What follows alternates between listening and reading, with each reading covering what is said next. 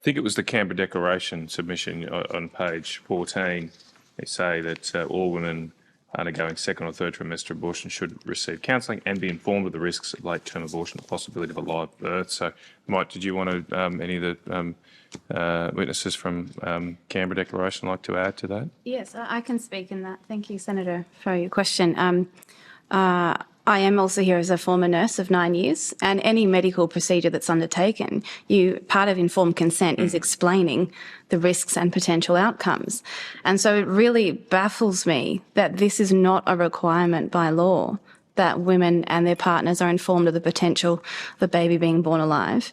And I think further to what Professor Joanna Howe said, women are going through a hard time when they go through an abortion.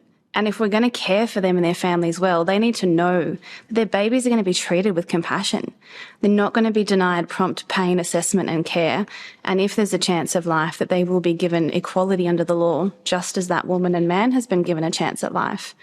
And so I think, it should be a requirement, which is one of the reasons why I support the bill. And it would seem that it's lacking in medical practice to be not already doing this. I can speak as well to that.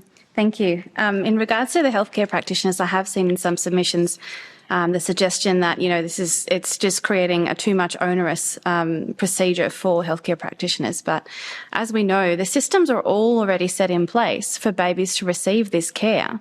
It happens with every other baby in the country, just not the ones born alive after an abortion. So all the systems are there. And if we're looking in terms of data, there's that number of 400 plus babies. It's not like there's 10,000 extra babies. It's going to overwhelm the health system.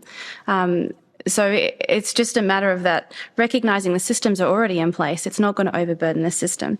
And just speaking also to the issue of states, one of the reasons why I think this bill should be passed federally is because I actually live in a border town in Albury-Wodonga, and we have 2 hospital campuses. One is in Albury, which is in New South.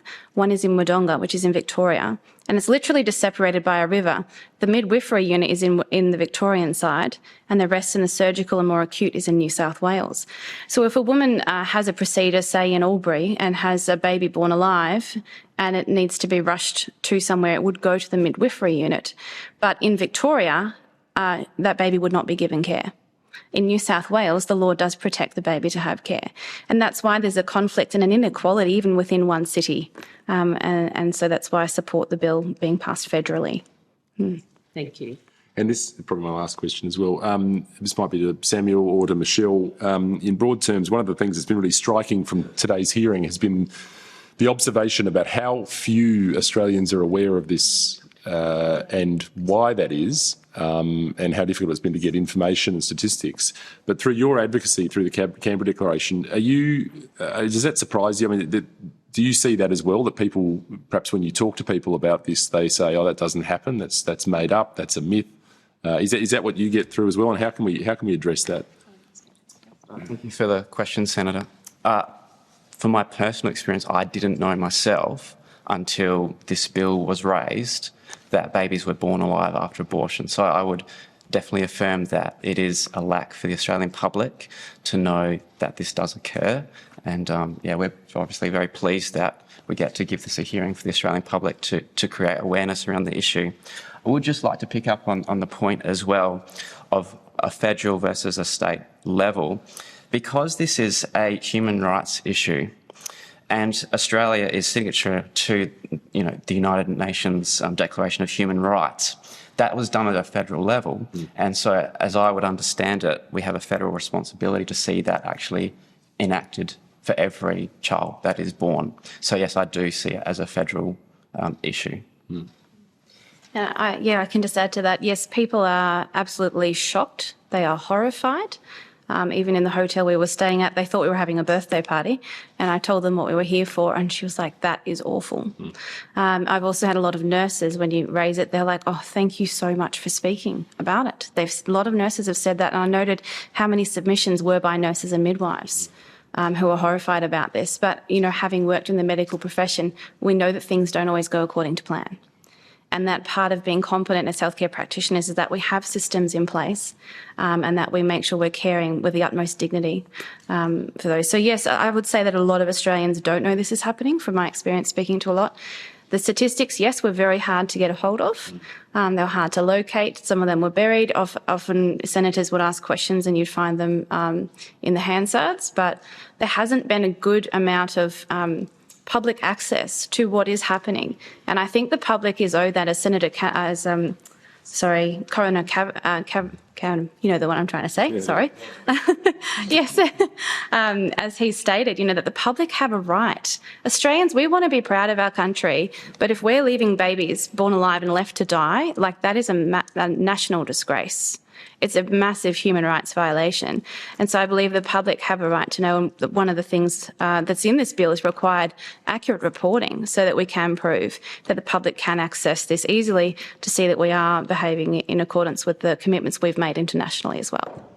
I just have one final question. I just wanted to go back to Ms Oates, your testimony at the start. You have a very personal experience you went through, and just ask you if I presume you've looked at this around whether the questions of a disability or potential disability impacts on the level of care that's provided to babies either before or after an abortion. Yes, thank you for your question, Senator. I guess I would speak to this on two levels. One is having been a former nurse on and off for 9 years. I've seen some of the submissions have sort of been saying, that it's hard in terms of discerning whether or not they should be given life support or palliative care.